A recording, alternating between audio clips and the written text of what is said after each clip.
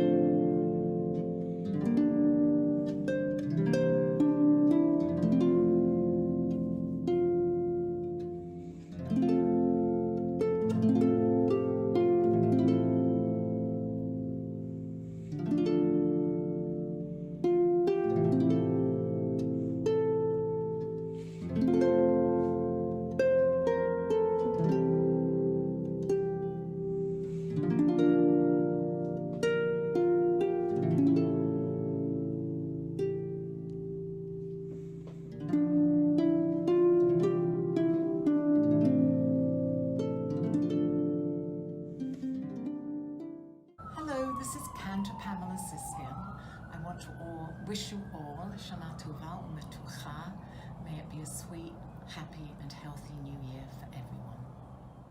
Lashana Tova, Temple Beth-El. I wish you a happy and healthy new year. Happy New Year from the Conroys. I want to wish everybody a happy and healthy New Year. Shana Tova.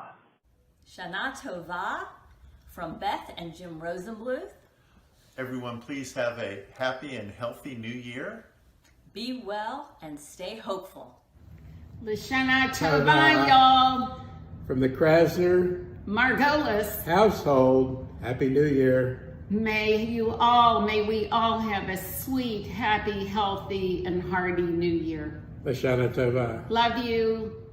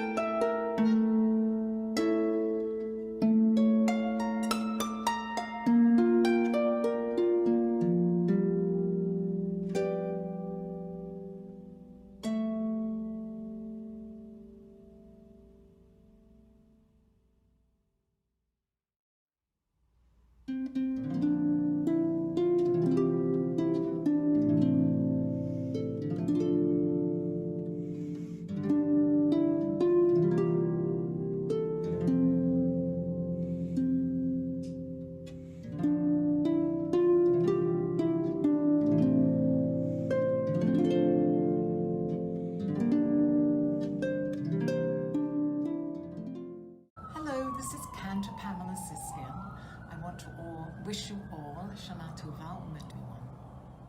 Lashana Tova, Temple Beth-El. I wish you a happy and healthy new year. I want to wish everybody a happy and healthy New Year. Shana Tova. Shana Tova from Beth and Jim Rosenbluth. Everyone, please have a happy and healthy new year. Be well and stay hopeful. Lashana Tova, y'all. From the Krasner Margolis, household, Happy New Year. may we all have a sweet, happy, healthy, and hearty new year. Lashana Tova. Love you.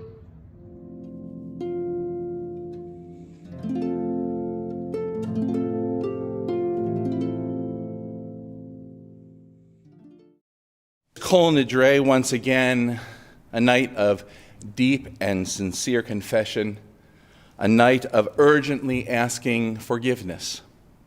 This is the most sacred of times, the night of nights, confronting us in our isolation and solitude. Our people know that tonight we're not supposed to be alone and on our own. The majesty of the annual rituals and traditions of Kol Nidre and the challenge to confront ourselves and reveal our truths before the forgiving, loving, and compassionate one are both facilitated by the strength and safety of being with our community. Our spirits awaken and a sense of wonder is renewed when connected to a community of seekers who journey together even if on different pathways. Protected as just one within a communal voice, we can confess the entire litany of ways we have transgressed, knowing we did some, but not all. Can we still be vulnerable and free ourselves from the bonds of self-deception? Be gentle and tender to ourselves, absent the loving presence of community that embraces us unconditionally with eternal love? Will we forgive those whose confessions we will not hear? Will we forgive ourselves for that which we cannot confess to others? Perhaps tonight and tomorrow, from the sacred spaces we have created in our homes and in our hearts, we can reach beyond the physical limitations of our walls, the digital wires and the electronic pulses of our devices and screens, and feel that, in fact, we actually are still together. Let's do it now. Take a chance, a risk, and try this with me. Close your eyes and picture the sanctuary at Temple Beth-El. This year, you are the first to arrive and find the sanctuary silent and empty. The lights are on. The white covers on the Torah scrolls are visible behind the ark's glass doors. You are holding on to the silver Yom Kippur prayer book you picked up on your way through the wooden doors of the sanctuary as you catch a glimpse of the glass panels with the symbols of the 12 tribes. You make your way to your spot where the rabbi knows he can find you with his eyes and sit in your usual seat. Lo and behold, no one is sitting there because you are the first to arrive. But as you sit down, the temple is transformed, and it is immediately filled with the many faces you are so used to seeing. See them now in your mind. Some people you know, and they know you. Good Yontif, Shana Tova. Everyone is in their usual place. Then all of the wonderful faces of people you don't know. Are they here for the first time? Or is it just the first time you meet them? You introduce yourself. Within a few minutes, the conversations get louder, the connections grow stronger.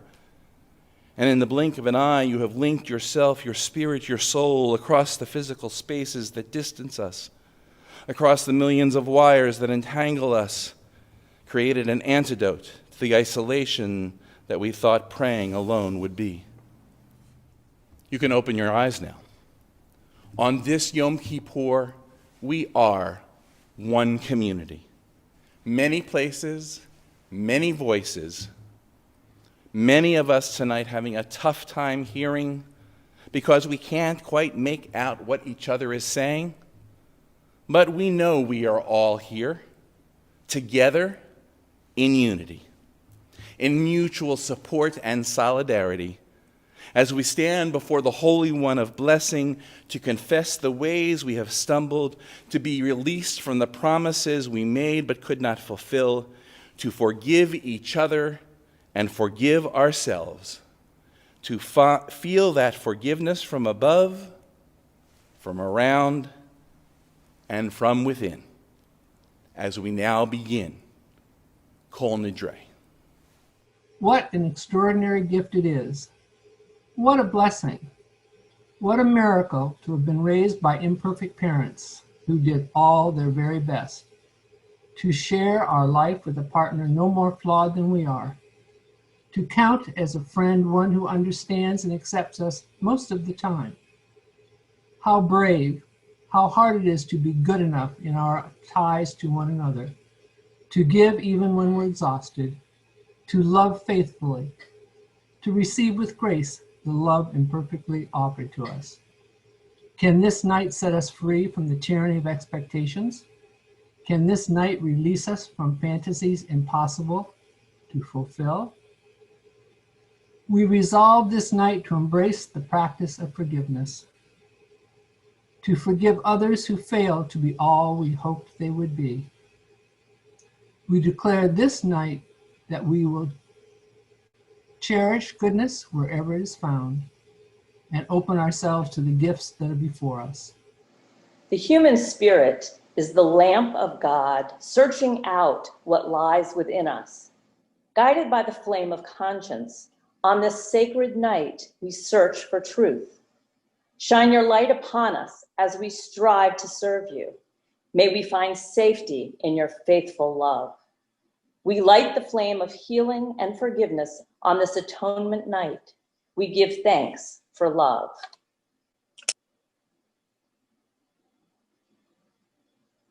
Baruch atah Adonai Eloheinu melech haolam, asher kitshanu b'mitzvotav, v'tzivanu lahadlik ner shel Yom HaKippurim. Source of blessing, eternal our God, you fill the universe with majestic might, teaching us holiness through sacred obligations, giving us the mitzvah of bringing light on Yom Kippur. Baruch atah Adonai Eloheinu melech haolam, shehekianu v'kiyamanu v'higianu lazman hazeh. Source of blessing, eternal our God, you fill the universe with majestic might, giving us life, upholding the life within us, and bringing us to this time.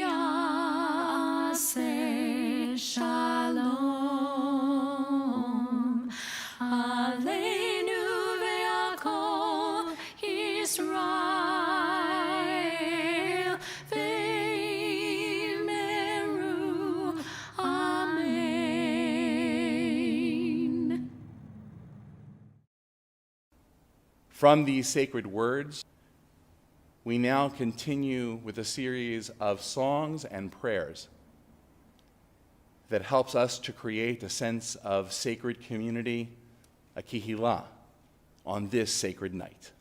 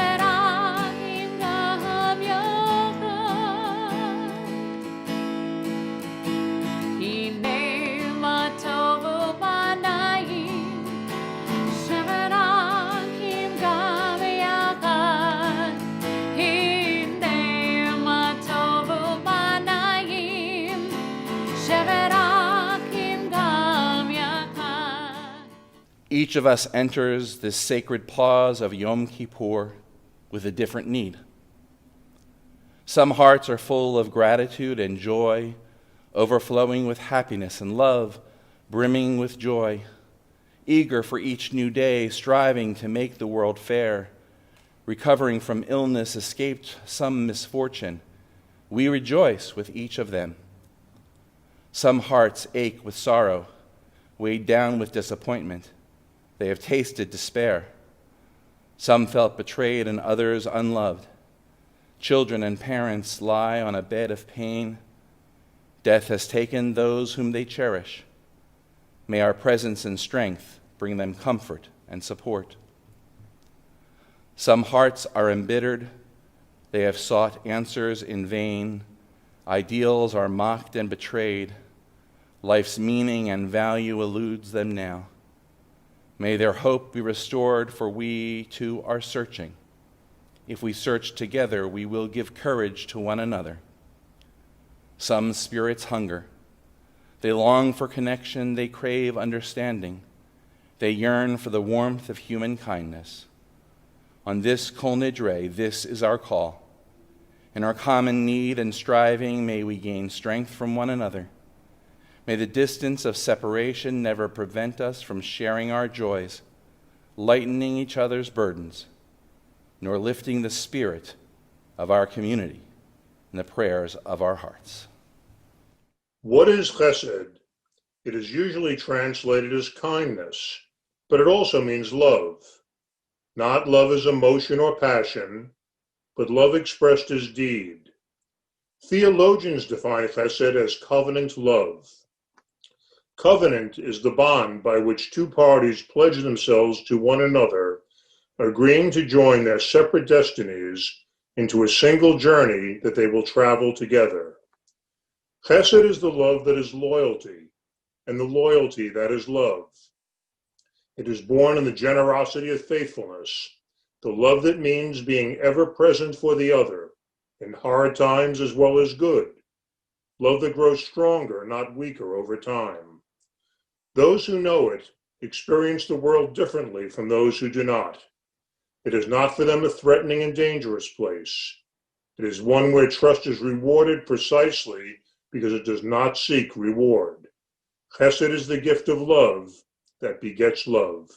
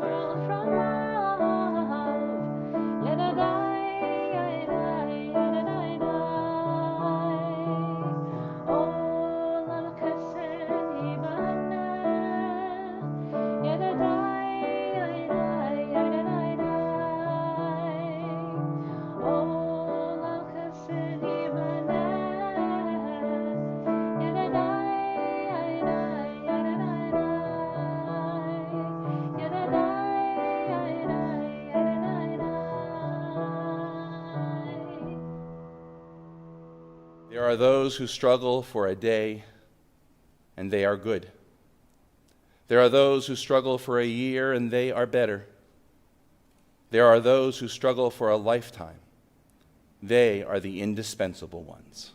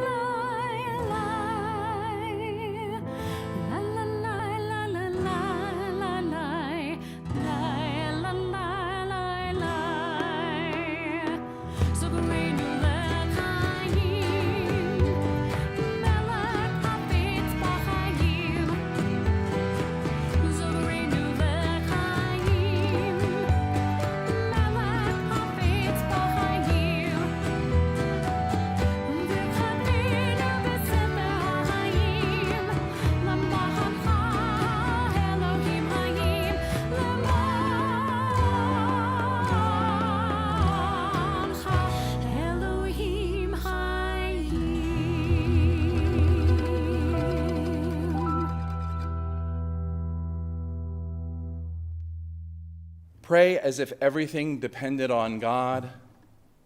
Act as if everything depended on you. Those who rise from their prayer better persons. Their prayer is answered. Oh, say shalom, bimromav. Oh, say shalom, bimromav. Kuya say shalom, shalom aleinu. Ve'al kol Yisrael, ve'al kol yoshvei tevel,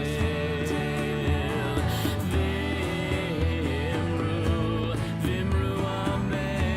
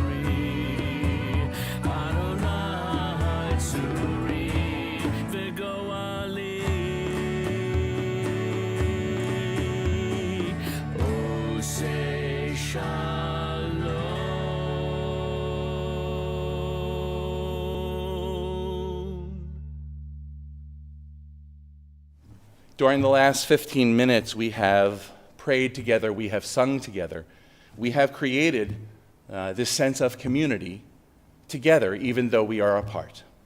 Our purpose was to have this sense of reminding all of us what it means, even on a night when we wanted to be together but could not, how important it is to all of us to be part of Temple Beth-El, this wonderful community that we have here.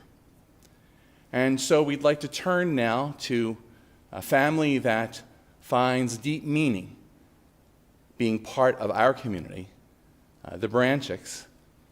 Rebecca, Scott, and Dahlia will each just share a brief thought about why this community means so much to them.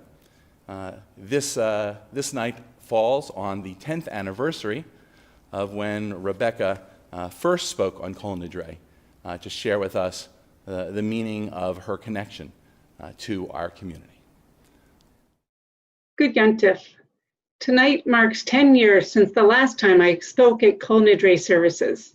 I was very nervous standing in front of you all, asking that you support the temple. Although this is a very different year, to say the least, I hope you're feeling as generous now as you were then. Please do take a peek at the envelope that went out in your hard copy scroll and continue to help sustain our community. 10 years ago, I said that Temple Beth-El was a central focus in our lives, and since then, it's only grown in importance. I want to tell you one personal story of engagement and empowerment. Like many women of our temple, my relationship to Torah was limited at the synagogue where I grew up. Girls were not allowed to read Torah nor carry it, and really we only got close enough to the cover of the Torah so we could kiss it with our prayer books while men carried it by during Shabbat morning services. Can you believe that at my own bat mitzvah, I sat at the back of the bima while the rabbi chanted my Torah portion? In spite of that, I've always had a strong sense of my Jewish identity, and as I grew into adulthood, I joyfully ticked off many of the expected boxes.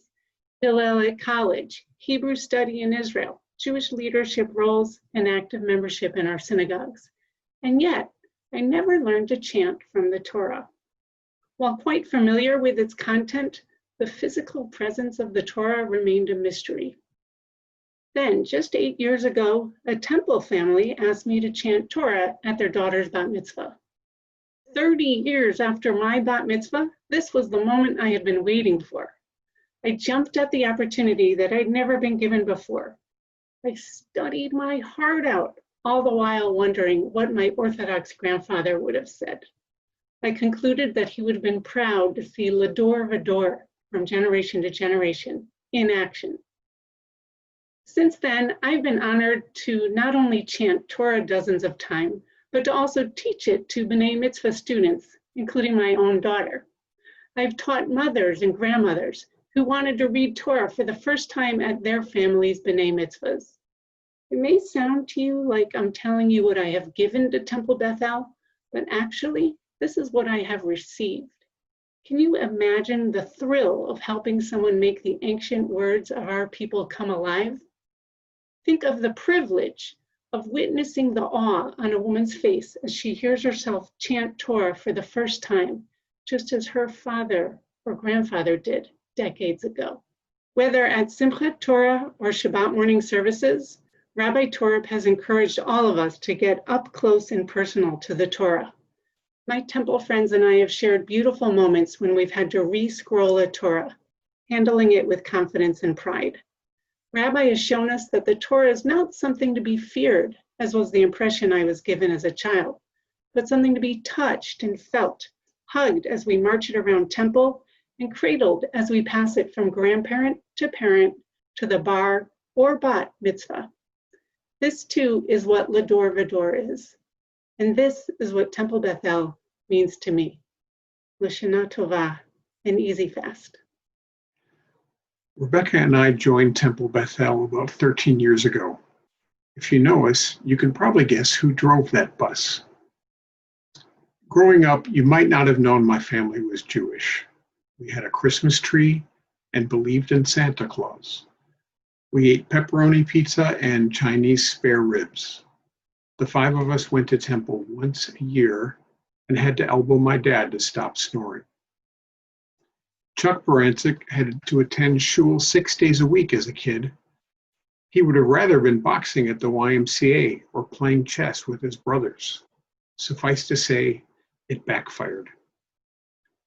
Margie Barancic grew up in the most reformed temple in Chicago. Services, for example, were held on Sunday. But when she became a parent, she insisted her kids attend Sunday school. I was bullied mercilessly there. Anything I learned about Judaism, I learned from my friends. From my friend, the rabbi's son, who introduced me to schnapps and invited me to my first Shabbat dinner. From the assistant rabbi, who introduced me to the Hebrew alphabet on a cocktail napkin at age 18 and ushered me into the brotherhood of bar mitzvah 3 months later. Still, as an atheist with little interest in prayer or ritual, I remained on the sidelines of Jewish life. And when I became an adult, joining a synagogue wasn't high on my to-do list. The opposite was true of my wife, Rebecca. Though we like to joke we have a mixed marriage, I quickly learned to respect her passion for and devotion to Judaism and to envy the strength it gave her. I gave up pepperoni. We joined Temple Beth-El when our daughter Dahlia was a toddler. The warm embrace we received blew us away. There was no probationary period. The message was clear. Be as involved as you want to be. 13 years at Beth-El have come and gone in a snap. Rebecca has found her place on the bima, in board meetings, and even teaching an adult Hebrew class. I've found mine in the kitchen, where like-minded men can contribute to temple life while enjoying a shot of espresso vodka or two and avoiding services. Dahlia spent a summer volunteering with the office staff and maintenance crew, as she told you, and she longs to do so again. At Rosh Hashanah services last year, if I may brag, she stepped in at the last minute to read Torah and kicked us. We feel fortunate not only to have found a warm home in a city and state we never anticipated moving to, but a place and community that accepts us for who we are and always invites us to do more. Shana Tova. I always say that Temple is my second home. The people feel like my family. Everyone is so loving and supportive, and people are accepting of my differences. Actually, everyone's differences are accepted at our temple, no matter your race, sexual orientation, religion, or worldviews. All religious organizations should be accepting, but not all of them are. When I've had a hard day, it's nice to go to temple to be able to talk with other people about my problems, and I'm happy to listen to theirs as well. I love being a greeter at Friday night services and during the high holidays. Now that we are on Zoom, I'm still able to connect with temple members, even though it's not the same. I love to help other people. Temple Beth-El has taught me how important it is to be kind to other people. For my Bar Mitzvah project, I helped Eminor Manor. My Torah portion was on helping the stranger, and so I wanted to do something there. I remember how much the residents smiled when I would do work with them. I continued helping out there after my Bar Mitzvah and also participated in the sing-alongs there for Mitzvah Day. I've learned how important it is to help older people. Sometimes they are forgotten about, and it's important to keep them company. It keeps their mind happy and open. You can add light to their days just by being together and letting them know you are there to keep them company. I look forward to being able to help there again soon. One of my favorite things about Temple is volunteering. 2 summers ago, I volunteered at the temple every day. I helped the office staff with things like shredding and organizing. I helped the maintenance staff like with cleaning, stirring up onegs, and even power washing. I always had fun while helping out and continued doing this until COVID. I also loved making the lunches for Daystar, the local social service agency at Temple once a month. During COVID, my family and I decided we could make those same lunches at home and bring them to people in the park downtown. It makes me happy to make someone's day better.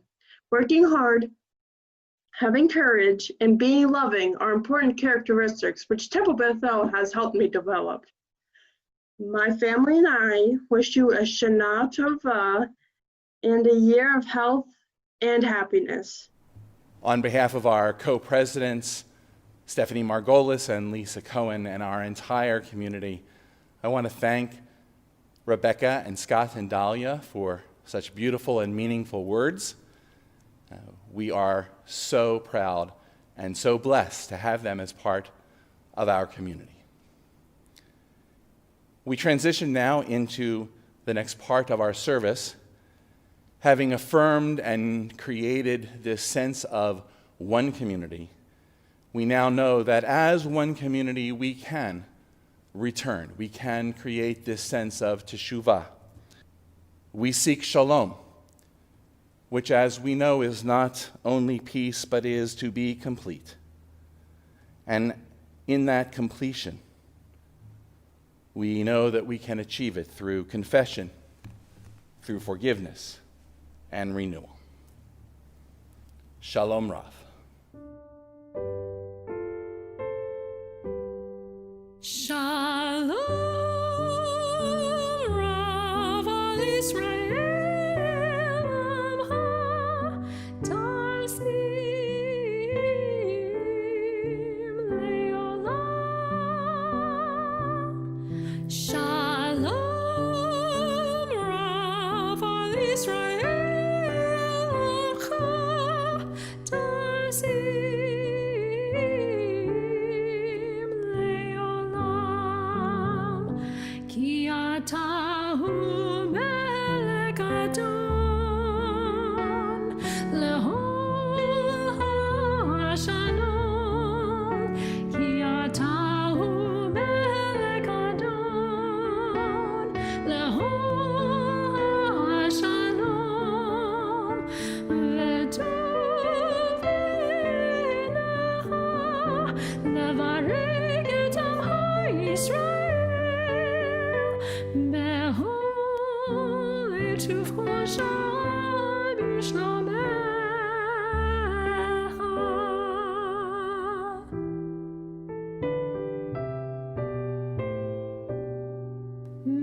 בספר חיים ברכה ושלום, ברכה ושלום ופרנסה טובה, ברכה ושלום,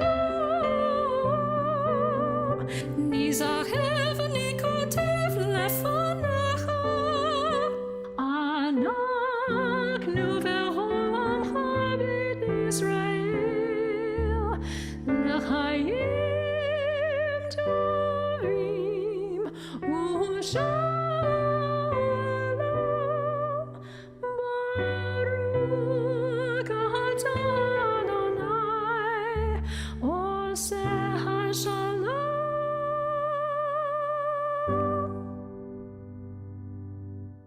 Being is a mirror for you.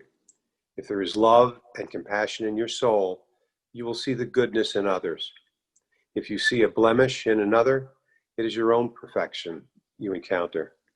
Take careful note of the flaws you perceive in others. This is a lesson for you. They are your own flaws set before you, a reminder of your own spiritual work. Eloheinu ve'Elohei avotenu ve'imotenu, tavo lefonecha tefilatenu, v'al titalam mitchinchatenu. Our God and God of all generations, may our prayers reach your presence, and when we turn to you, do not be indifferent. Adonai, we are arrogant and stubborn, claiming to be blameless and free of sin. In truth, we have stumbled and strayed. We have done wrong. It is the tradition for some Jews to stand while reciting the Vidui, the confession, holding a closed fist over the heart, lightly tapping to emphasize as we repeat after Barbara and chanting this alphabetical litany of ways we have done wrong.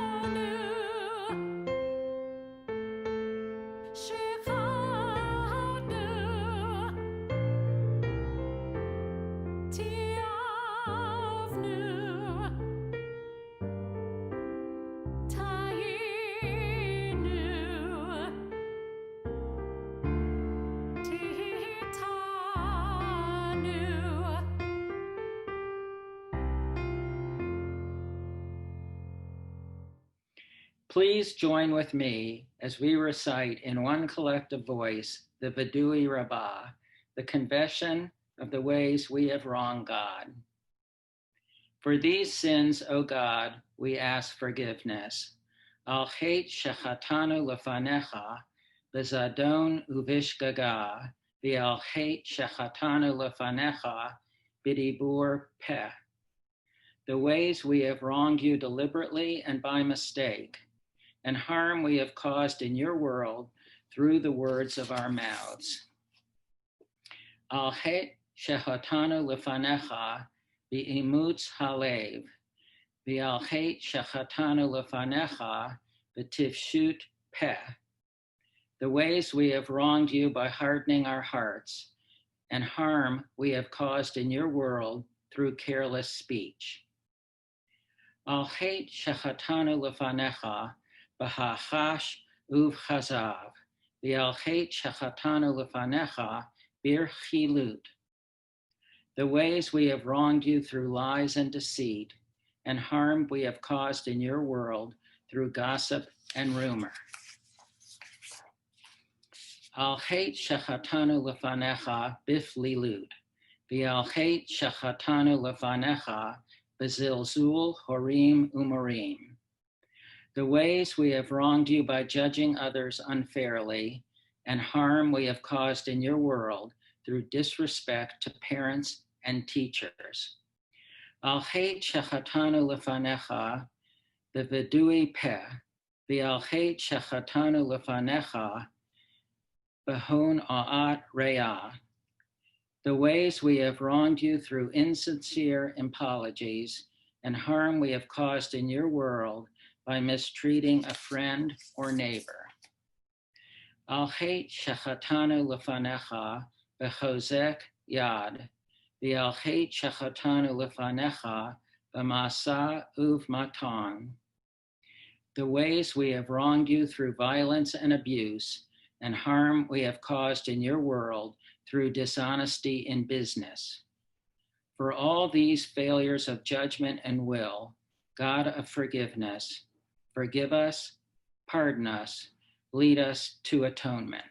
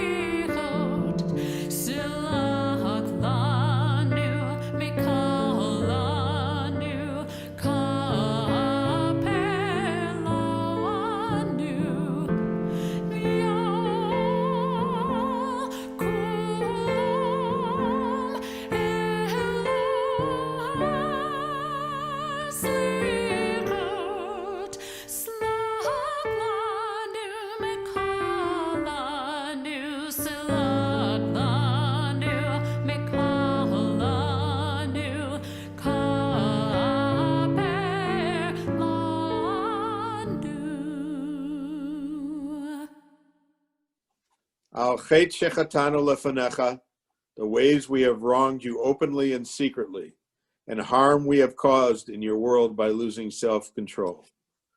Al chet shechatanu lefanecha, the ways we have wronged you through sexual immorality, and harm we have caused in your world through consumption of food and drink. Al chet shechatanu lefanecha, the ways we have wronged you by giving in to our hostile impulses, and harm we have caused in your world through greed and exploitation. Al chet shechatanu lefanecha, the ways we have wronged you through cynicism and scorn, and harm we have caused in your world through arrogant behavior. Al chet shechatanu lefanecha, the ways we have wronged you by hating without cause, and harm we have caused in your world through offensive speech.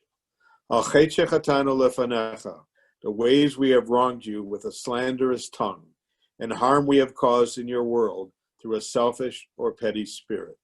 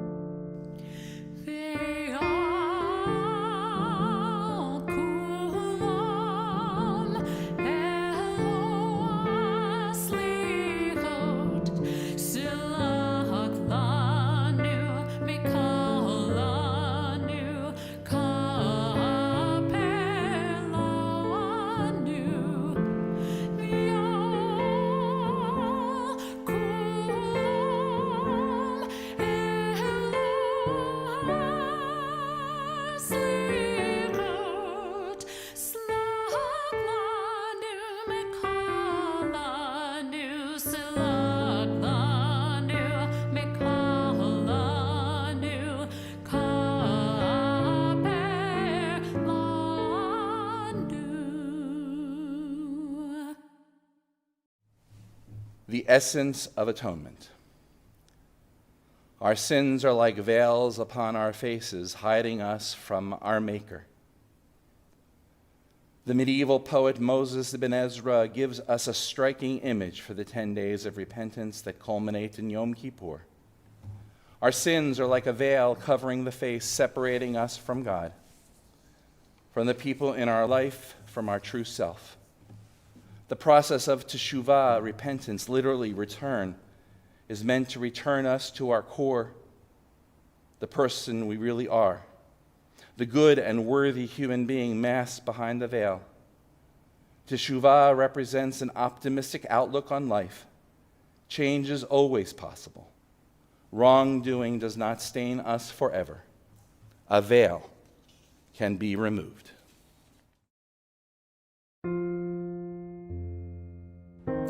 Avinu Malkeinu, Shema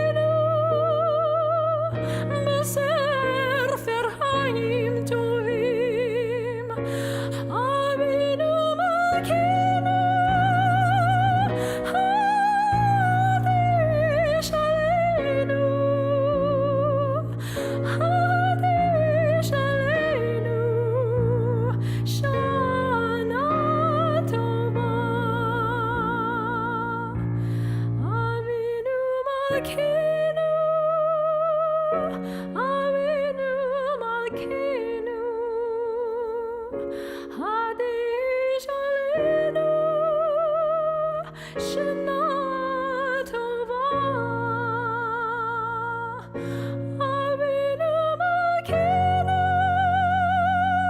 Shema Kolenu, Shema Kolenu, Shema Kolenu.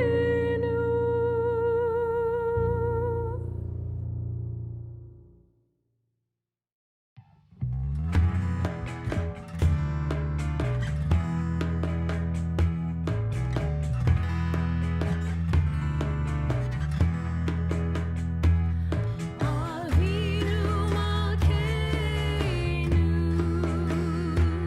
Chonenu v'aneinu.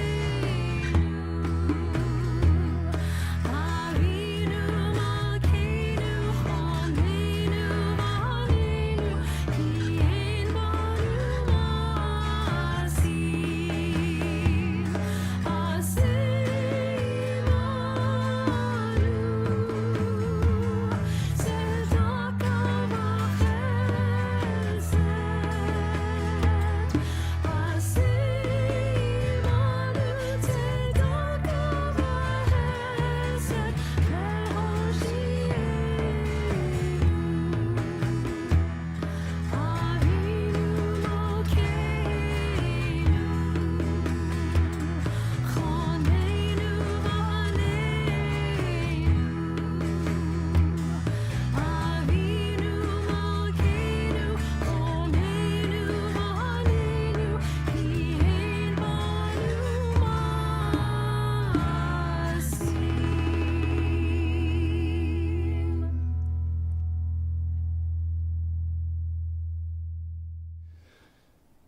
On Kol Nidre, we honor the dedication to service and leadership by our past presidents by asking them to lead parts of the service. And in a moment, we'll be reciting Mourner's Kaddish, prior to which we will be honoring the leadership of our community for decades past, honoring our religious leadership and our lay leadership through the years. On this night, it is appropriate for us to pause and to recognize and honor the memory of two national leaders who passed away this year, both of whose contributions to our country, to our nation, must not ever be forgotten. More recently, we mourn the passing of Justice Ruth Bader Ginsburg. And just a few months ago, we mourned the passing of John Lewis, congressman, leader of the Civil Rights Movement. Both Justice Ginsburg and John Lewis made changes to our country and contributions that we will feel for decades to come. We pray that their contributions will inspire us to continue the legacy of their work. May their memories be for a blessing. Appearing now on the screen are the rabbis and religious leaders of our congregation from our inception to the present who have passed away.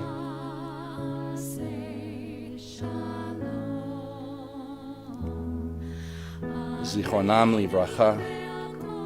We honor those memories. And now appearing on the screen are the list of our past presidents who are deceased from 1928, serving all the way to 1999. These are our former past presidents, the years they served, who have died and whose memory we honor, and for whose leadership we are grateful. Zichronam livracha. May their memories be for a blessing as well. Within our own congregation, as we prepare to say Kaddish Yatom, we want to extend our sympathies and condolences to the extended Sher family on the passing just this weekend at the end of Shabbat of Anita Sher, mother of Craig Sher, one of our beloved past presidents, and his brother Mandel Sher. To their families, their wives, Jan and Karen, and to their children, Jessica, Stacy, and Allie, and Mandel and Karen's children, Michael, Mindy, and Lauren, their spouses, and Anita's great-grandchildren, Paige, Jack, Shay, Mia, and Benjamin. To the extended Sher family, we offer our deepest sympathies and pray that Anita's memory will always be for a blessing. In addition to honoring Anita's memory, we honor these yahrzeits on this Yom Kippur. Brendan Elbaz, Joseph Feist, David Allen Halprin, Jerry Horwitz, Shirley Konigsberg, Estelle Bandler-Krohn, Rachel Layton, and Bernice Suskind. Cherishing their memories and the memories of all who have gone before us, together we offer this prayer, Mourner's Kaddish. Baruch Dayan HaEmet, blessed is the Judge of Truth. Yit Gadal v'yit Kadash Shemei Rabbah, Be'alma divra chirute v'yamlich malchute, B'chaye echon v'yom echon v'chaye d'cho Beit Yisrael, Ba'agala v'zman kariv v'imru Amen. Yehei Shmei Rabba Mevorach Le'alam Olamei Almaya. Yit Barach v'yish Habach v'yit Pa'ar v'yit Romam v'yit Naseh. V'yit Hadar v'yit Haleh v'yit Halal Shemei Dekudesha Berichu. Le'ela u'le'ela mikol birchata v'shirata tush bechata v'nechemata da'amiran bi'alma v'imru Amen. Yehei shlama rabba min shemaya v'chayim aleinu v'al kol Yisrael v'imru Amen. Oseh shalom bimromav hu ya'aseh shalom aleinu v'al kol Yisrael v'al kol yoshvei tevel v'imru Amen.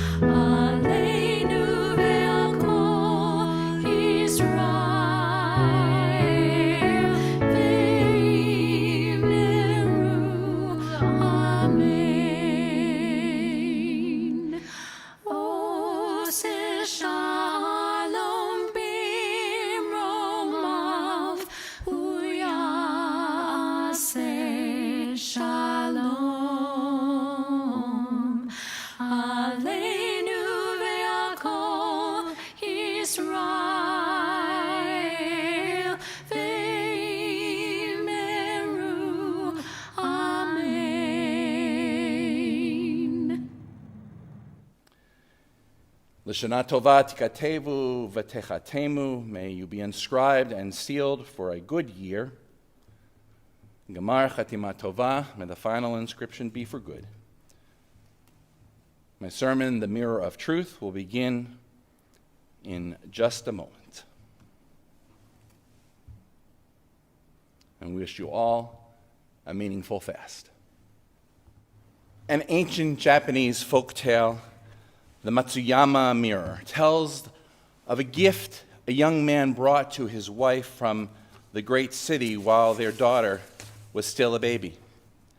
The gift was a round piece of metal beautifully decorated on one side while the other was bright as the clearest crystal. As she looked at the mirror, she thought to herself, a pretty woman is looking at me, and how odd, she has on a blue dress just like mine.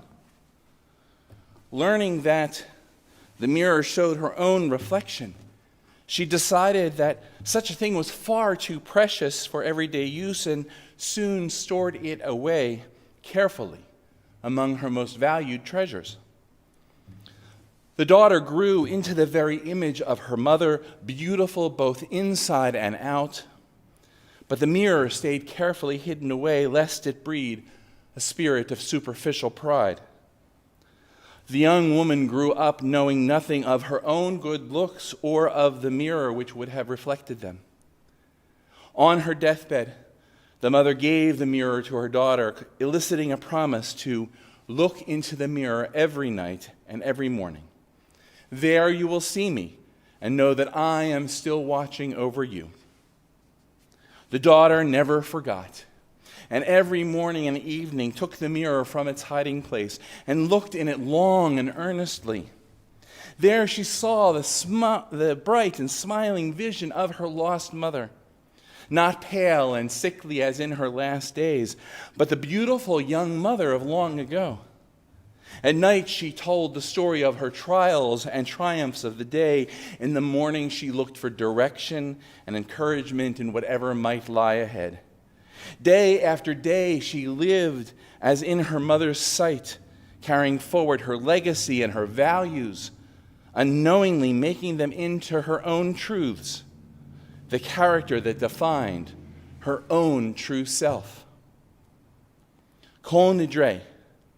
Indeed, all of Yom Kippur and the entirety of the days of awe call upon each of us to take a good, long look in the mirror. It is not something most of us like to do. We all know there can be many pitfalls to becoming overly concerned with checking out one's clothing, overly concerned with what one looks like, one's hair, one's beard or mustache, that new pair of glasses, or even the results of that last trip to the dermatologist. Most of the time, we either ignore or reject what we see in that mirror, or we quickly shut down because we are seeing a two-dimensional flat representation of the self. Our eyes can no longer create the perception of depth, and they stop sending these signals to the brain. We do not see what we need to see. Think about the last time you were wearing a t-shirt with writing on it and you looked in the mirror. It was backwards, right? You did not see the truth. You saw its opposite. But somebody did figure this out. They invented the true mirror, the world's first seamless, non-reversing mirror. If you take two mirrors and put them at right angles and take away the seam, the images bounce off each other, and for the first time, you see your true reflection. You see what others see. One first-timer said this: "Of all the things you wear, your face is the most important. I found that it wasn't only my countenance that changed when I looked in the true mirror, but the nature of my gaze. We look in a regular mirror not for clues to who we are, but to reassure ourselves that we're tidy or beautiful or young. In a true mirror, you look for revelation, not reassurance. You don't look at yourself, you look for yourself. You don't look at yourself, you look for yourself. That is the truth we seek on Kol Nidre. Without such honesty about who we are, about what we have done or failed to do, how can our teshuvah be sincere? How can we return to a path of truth and goodness and blessing?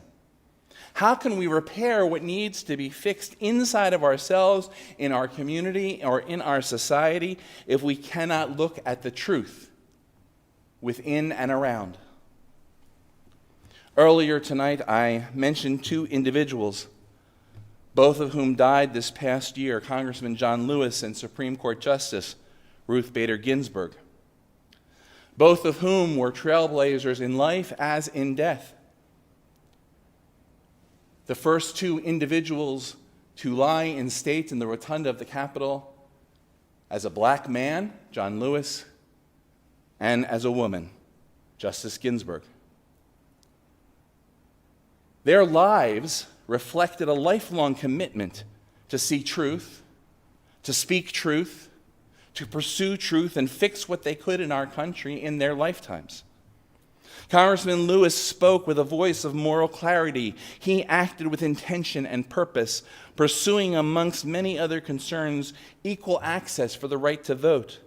Indeed, he never slowed down in the fight for civil rights for black Americans, nor for fighting any injustice of any kind anywhere. He lived his truth. Justice Ginsburg was an historic champion of equality who fought to protect the basic freedoms of every citizen. Ginsburg's unwillingness to be impeded by her gender changed the social landscape of this country. Because of her life's work, men as well as women have federally protected rights for family leave. She was an anchor of protection for the rights of those whose voices were shouted down and for those whose power in our society was non-existent. She too lived her truth every single day. We must do the same. None of us can shirk our responsibility to discover the truth, know our truth, and live our truth. The 12th century teacher Rumi said, "The truth was a mirror in the hands of God. It fell and broke into pieces. Everybody took a piece of it and they looked at it and thought they had the truth." In Judaism, we refer to this idea as Elu ve'elu. Both these and those are words of the living God. There will always be different perspectives, different claims of what is true. It is the reality in our tradition, our history, our world. Back to the days of Hillel and Shammai, who always disagreed, and yet both opinions are always preserved. Why? Elu ve'elu. Both opposing positions have merit. Both contain truth. Elu ve'elu. There is sacred truth in opposing perspectives. Sometimes opposing perspectives even exist within a single person. So how do we work it out? How do we reach a decision if every person is looking at their piece of the mirror and believes they have the truth? The Talmud suggests a three-step process. The way in which we disagree matters. Keeping it cool, being respectful, showing restraint is the only way to have meaningful conversation. Second, listen so carefully that you could fully explain the opposing viewpoint. And finally, when discussing a topic about which we have already come to a conclusion, we are to be in the habit of presenting the opposing position. This prevents trivializing it. And more importantly, not demonizing or demeaning those who hold that opinion. Elu ve'elu. Tonight, I'm going to ask you to look into your own true mirror. I have been struggling with what I have seen in my own. Despite many attempts to deny this truth, to duck behind an Elu ve'elu excuse, I finally found myself exposed. Now, of course, there are some times when there is absolutely no validity, no truth on both sides. Anti-Semitic hatred is terrifying. White supremacy is a destructive ideology rooted in free and baseless hatred. It must be uprooted and destroyed. We cannot and should not deny this. Nor can we, nor should we ignore the ways in which we as Jews have been persecuted in many different times and places through history, even here in St. Petersburg in the 20th century. But here is what is going to be painful for some of us tonight. There is an elu ve'elu here that most of us in this community and in the wider North American Jewish community need to face and ultimately to own. It is painful and challenging enough that despite some hesitation, I'm choosing to speak my truth because of what I believe is at stake. What I have seen about myself, about ourselves, as I have looked into the mirror that God holds is this. Though all Jews are absolutely threatened by white supremacy because we are Jews, at the very same time, those of us with white skin who can often pass in an American culture that privileges whiteness are also, usually unwittingly, perpetrators of white supremacy. White Jews are both victims and agents of white supremacy. Elu ve'elu. These words may sound inflammatory to some of you, both because of the violence and threats you have personally endured as a result of your Jewishness, and because of the time you have spent fighting for racial equity in our country. This is personally painful, and to tell you honestly, I am not yet fully comfortable with this language. I am striving, however, to remain calm and personally try to learn. Let's do this together. Essayist Ta-Nehisi Coates gives the best short description of this complex reality called white supremacy. He describes it as an age-old system in America which holds that whites should always be ensured that they will not sink to a certain level. And that level is the level occupied by black people. White supremacy is not a term limited to white supremacist hate groups and their self-conscious racism. It also refers to a political, economic, and cultural system in which whites overwhelmingly control power and material resources. Some of us may feel defensive and reactive around the use of the term white supremacy in this way. And while it might be easier to grapple with our role in the perpetuation of these systems if we were gentler with the language, we need to pay attention to the way that this language is used by others who suffer as a result of these systems and biases, and perhaps even do better at owning our own white fragility. The elu ve'elu of white supremacy for Jews who can pass as white in many public spaces means that we cannot only be focused on dismantling racism out there, somewhere beyond our Jewish community or this very synagogue. White supremacy lives inside anyone who benefits from white privilege. It is a toxin that lives inside most of us, inside me, inside of us all. Racism is a collective sin. We all own it. We live inside of a racist system that makes living in our country as a black person hard and dangerous.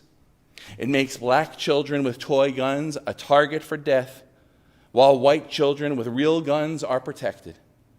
It demonizes black men whose skin color is used as an excuse for a white person's fear.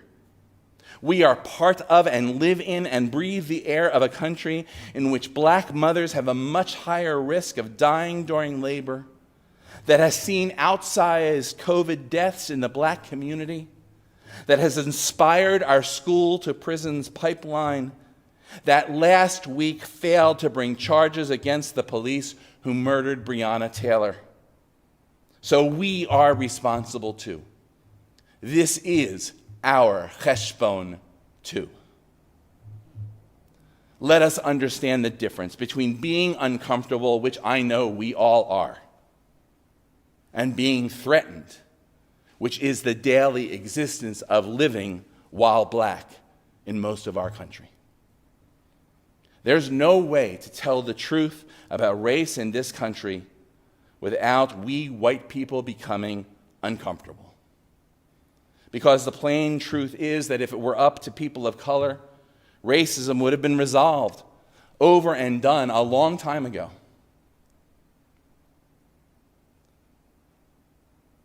The only reason for racism's persistence is that white people continue to benefit from it.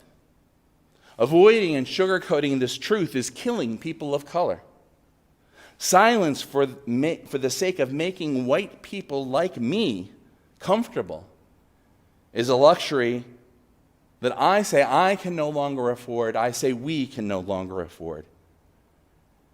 If we white people are unwilling to face very uncomfortable truths, then the country is doomed to remain what Abraham Lincoln called a house divided, and he warned that such a house cannot stand. You are no doubt asking, what are we to do? It has been said between the mirror and the heart is this single difference. The heart conceals secrets, while the mirror does not.